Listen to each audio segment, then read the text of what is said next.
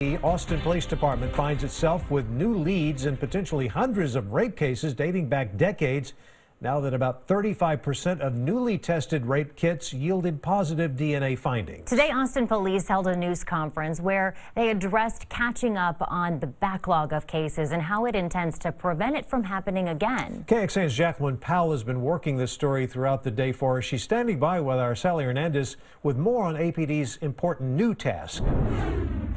Jacqueline, you and I have followed this issue for years since the lab first shut down and unable to test any of these sexual assault cases currently, and then the ones that are backlog. So now that we have about 900 cases that have yielded positive results, meaning that there is DNA found on these backlog cases.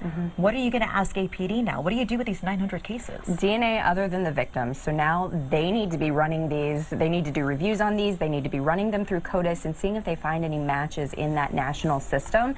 So APD and DPS both have a lot of work ahead of them with this. APD has so far taken, of these more than 900 cases, 6 of them and run them through CODIS. 2 had hits. So from there they look at potentially reopening these cases.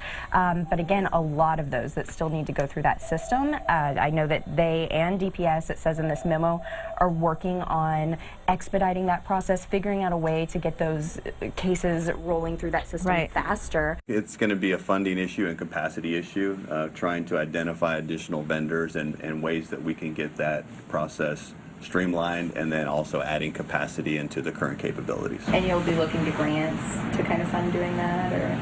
We have some grants that we're using now to do that, and then we're also using some funding from our own budget.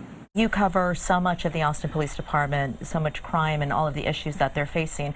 What have you found as far as, like, whenever you do talk to them about how staffing has played a huge part in investigating not only sexual assault cases but getting rid of this backlog? It has, and you know, APD is kind of waiting for this next review of how they handle sexual assault cases to really yield some results before they say too much. But just talking to survivors and advocates in the city and in the county, it's a system where they have a lot of trouble because these detectives are dedicated. They want justice for these cases, but you don't see that in so many cases because the resources just aren't there, from what I've learned through doing these stories. And we'll know that you'll stay on top of it. Thank you. Thanks, Sally.